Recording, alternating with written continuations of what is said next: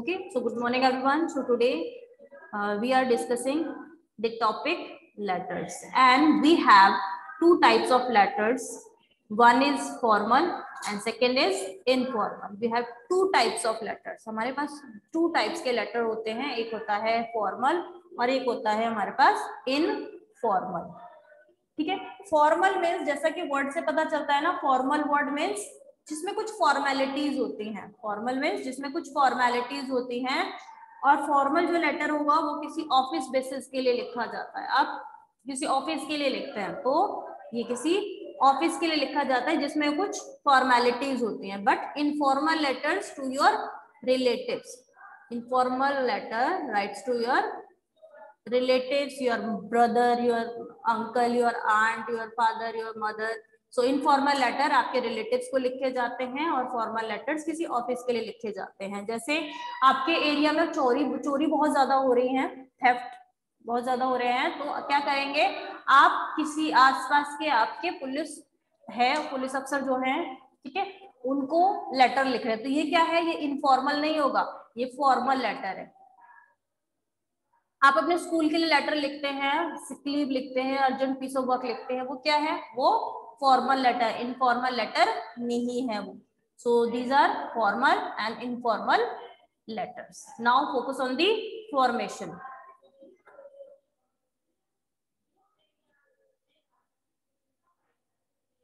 Formation of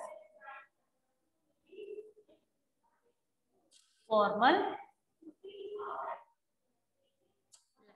formation. So you have to understand the formation of the letters. बेशक वो formal हो या informal हो, so you have to understand or learn the formation of the letters. सबसे पहले first of all you have to write the address. Whose address? Sender address. Who is a sender? You are a sender. Sender's address. ठीक है. First जो आप point complete करेंगे वो क्या होगा, एक सेंडर एड्रेस होगा. ओके. और सबसे मेजर जो मैं आपको बात बता रही हूँ कि आपका जो लेटर होगा वो सिर्फ इस रो से, इस वाली साइड से कंप्लीट होगा. बहुत बच्चे क्या करते हैं, यहाँ से 2 लिख दिया, यहाँ से 2 लिख दिया. नो, द भी आपको यहीं से स्टार्ट करना है, तो आपका जो फॉर्मेशन है वो रॉन्ग हो जाएगा अगर आप इस तरीके से करेंगे तो. First of all is sender address. Next is receiver address. यहाँ क्या हो जाएगा, रिसीवर्स एड्रेस. रिसीवर कौन है, हु इज द रिसीवर, जिसको लेटर मिलने वाला है.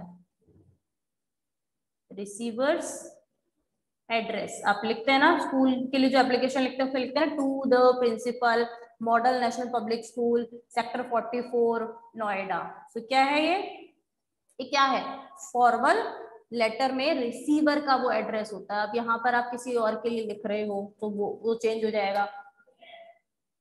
ठीक है. अगर आप किस पुलिस को लिख रहे हो, पुलिस के लिए लेटर लिख रहे हो, तो क्या लिखोगे, द पुलिस कमिश्नर नोएडा. तो वो उनका एड्रेस है, the police commissioner Noida.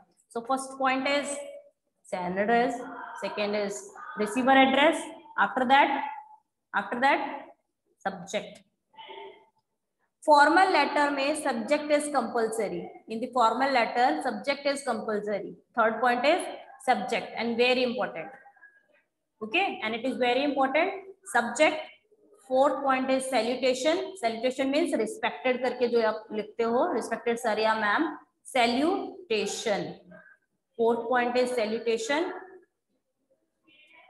Fifth point is body of the letter. Fifth point is body of the letter. Body of the letter means जो आप कंटेंट लिखना चाहते हो, इसे बॉडी ऑफ द लेटर भी बोल सकते हो और आप कंटेंट ऑफ द लेटर भी बोल सकते हो. मीन्स जो आपका कंटेंट है, जो आप बात कहना चाहते हो. And last one is closing. Closing of the letter. ठीक है. सो फर्स्ट ऑफ ऑल आपको अपना एड्रेस लिखना है, फिर रिसीवर एड्रेस लिखना है जिसके पास लेटर आप भेज रहे हो, subject, third point salutation, respected sir और ma'am, body of the letter जो कंटेंट आपको लिखना है लेटर में, and 6 is closing of the letter कि आप लेटर को कैसे क्लोज कर रहे हैं। लास्ट में लिखते हैं ना thanking you, yours obediently, your sincerely, तो क्या है क्लोजिंग ऑफ द लेटर। तो it is the format of formal letter. Now be ready for the format of informal letters. Informal letter के लिए, एड्रेस के लिए, फॉर्मेट के लिए रेडी रहिए।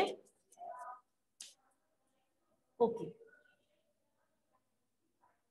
First of all format of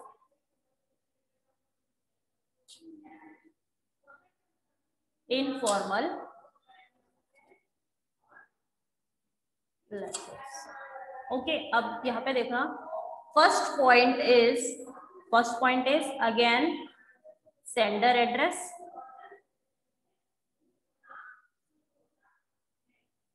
Sanders address, ठीक है। Next is date, sender address के बाद date, after that salutation, dear brother, dear father, इस तरीके से रिस्पेक्टेड मदर, इसे कहते हैं salutation.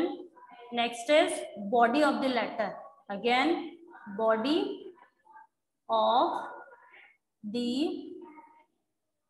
Letter, okay. Next is last closing of the letter, closing of the letter. Okay, so it is the format of informal letter: sender address, date, salutation, body of the letter, and closing of the letter. Okay everyone, so now we are focusing on the second chapter of your English grammar book, which is phrases and clauses. Okay, what is the meaning of phrase? A phrase is a group of words which makes sense but not complete sense. ये phrase एक group of word है, कोई हमें sense देता है, किसी चीज के बारे में बताता है, but complete बात नहीं बताता, एक complete sense नहीं देता है। For example, in a corner, of great beauty, with great speed. Okay, देखो यहाँ पे क्या है, ग्रुप ऑफ वर्ड भी है, ठीक है, सेंस भी देता है बट कंप्लीट सेंस नहीं देता।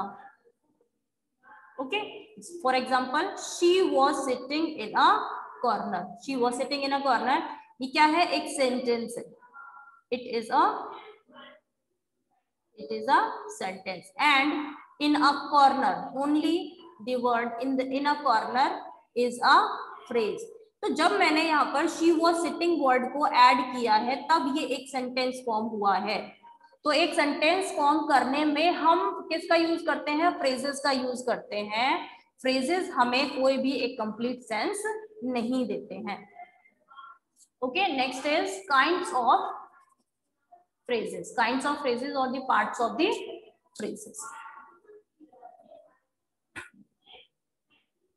Kinds of phrases. First of all is noun. Noun phrase. What is the meaning of noun phrase?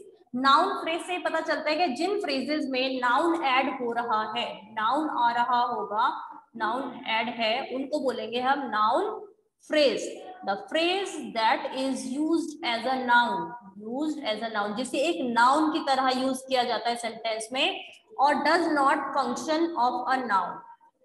Used as a noun and does the function of a noun, जो कि एक noun की तरह, एक संज्ञा की तरह फंक्शन करता है, उसे क्या कहते हैं, noun phrase कहते हैं। ठीक है, जैसे हर sudden living is a tragedy, her sudden living is a tragedy। So यहाँ पर देखो tragedy क्या है, tragedy क्या है, tragedy abstract noun है, tragedy is an abstract noun. मैंने आपको बताया था ना, हैप्पीनेस, सैडनेस, ट्रुथ, जिन चीजों को हम क्या नहीं कर सकते, देख नहीं सकते, उनको एब्स्ट्रैक्ट नाउन बोला जाता है। तो tragedy is a abstract noun and इस नाउन के बारे में हमें क्या बता रहा है? Sudden living. तो सडन लिविंग क्या हो गया? ये जो वर्ड है सडन लिविंग, ये हमें इस नाउन के बारे में बता रहा है, ट्रेजेडी के बारे में, कि वो कैसा है? सडन लिविंग है। ठीक है, हर sudden living is a tragedy, कि उसका चले जाना, उसका अचानक से चले जाना एक ट्रेजेडी है। उसका अचानक से चले जाना एक ट्रेजेडी है। ट्रेजेडी है, क्या ट्रेजेडी है? Sudden living, sudden living. So इस ट्रेजेडी के बारे में हमें इस सडन लिविंग ने, इस फ्रेज ने बताया है। तो ये सडन लिविंग क्या हो गया? एक नाउन फ्रेज है। क्या है? एक नाउन फ्रेज है। ठीक है, सो यहाँ पे ये एक नाउन की तरह बिहेव कर रहा है, नाउन की तरह शो ऑफ कर रहा है, इसीलिए इसको हम बोलेंगे noun phrase. Next one is adjective phrase. A phrase that is used as an adjective or does the function of adjective, means जहां पर एक फ्रेज एडजेक्टिव की तरह वर्क करेगा उसे क्या बोलेंगे आप? उसे क्या बोलेंगे? एडजेक्टिव फ्रेज बोला जाएगा। I like suitcases with wheels. I like suitcases with wheels. तो यहां पर जो सूटकेस है, सूटकेस की क्वालिटी हमें क्या बता रहा है? विद व्हील्स बता रहा है। सूटकेस की क्वालिटी हमें क्या बता रहा है? एडजेक्टिव मीनिंग ही क्या होता है? एडजेक्टिव मीनिंग ही क्या होता है? जो हमें नाउन के बारे में कुछ बताता है। जो किस चीज के बारे में बताता है? नाउन के। एडजेक्टिव बताता है जो नाउन या प्रोनाउन की क्वालिटी बताए या उसके बारे में कुछ बताए, उसे कहते हैं हम एडजेक्टिव। ठीक है, सो यहाँ पे नाउन हो गया सूटकेस। नाउन क्या है? सूटकेस है। ये हो गया नाउन और ये हो गया आपका एडजेक्टिव फ्रेज। ठीक है, तो जो वर्ड्स हमें, जो फ्रेज हमें किसी नाउन के बारे में बताए उसे क्या बोलेंगे हम? एडजेक्टिव फ्रेज बोला जाएगा, एडजेक्टिव फ्रेज। Okay, adverb. अब now next one is adverb phrase. जहां पर कोई फ्रेज एक एडवर्ब की तरह काम करता है किसी सेंटेंस में, उसे एडवर्ब फ्रेज कहा जाता है। She answered in a rude manner. कैसे मैनर में? How is a manner? Rude manner. So answered क्या हो गया? आंसर हो गया आपका नाउन। आंसर क्या हो गया? वर्ब हो गया। आंसर क्या है? वर्ब है। और एडवर्ब का मीनिंग क्या होता है? जो हमें वर्ब के बारे में कुछ और बताए, जो हमें वर्ब के बारे में कुछ और बताए। तो आंसर हो गया आंसर करना, उत्तर देना। तो answer is a verb and in a rude manner, ये क्या है? एडवर्ब। ये क्या है? एडवर्ब फ्रेज है, एडवर्ब फ्रेज।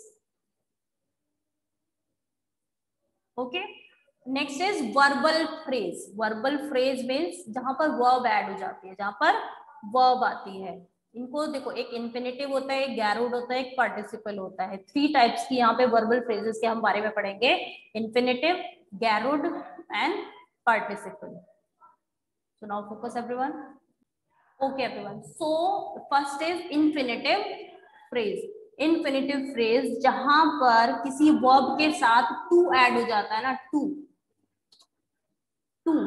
ठीक है, जहां पर क्या आ रहा है? She practised hard to gain confidence with a good spirit. ठीक है, तो यहाँ पर जो टू गेन है ये क्या है? इन्फिनेटिव, इन्फिनेटिव फ्रेज है। सो इन्फिनेटिव फ्रेज में मीनिंग ये क्या होता है? To plus verb. ठीक है, गैरूड में क्या होता है? Verb plus ING, verb plus ING. और इन्फिनेटिव का मीनिंग होता है टू प्लस वर्ब। ठीक है, सो यहाँ पे क्या है? She practised hard to gain. So ये हो गया आपका इन्फिनेटिव फ्रेज। और यहाँ पे क्या दे रखा है? They like watching. तो ये क्या हो गया आपका? गैरूड फ्रेज हो गया। क्या हो गया? इसे कहते हैं gerund, gerund phrase, gerund phrase. So in this example, watching news is in the morning is a garrod phrase. तो ये क्या है? Watching news to gain confidence. तो ये क्या है आपके? जहां पर टू ऐड हो जाएगा उसे इन्फिनेटिव बोलेंगे, जहां पर वर्ब के first form plus ING add हो जाएगा उसे क्या बोलेंगे? गैरोड फ्रेज बोलेंगे। Next one is a participle present present, perfect or past used along with the modifier and or object in a sentence is called participle phrase. Consider the following sentences. Satisfied with the result means यहाँ past use हो गया, satisfied past form जहां पर use होगी, ठीक है, जहां पर क्या होगा, here having finished यहाँ पर perfect हो गया, जहां पर परफेक्ट टेंस यूज होगा और जहां पर आपकी प्रेजेंट फॉर्म यूज होगी, उनको एंटरिंग द रूम, उनको बोलेंगे हम पार्टिसिपल फ्रेज।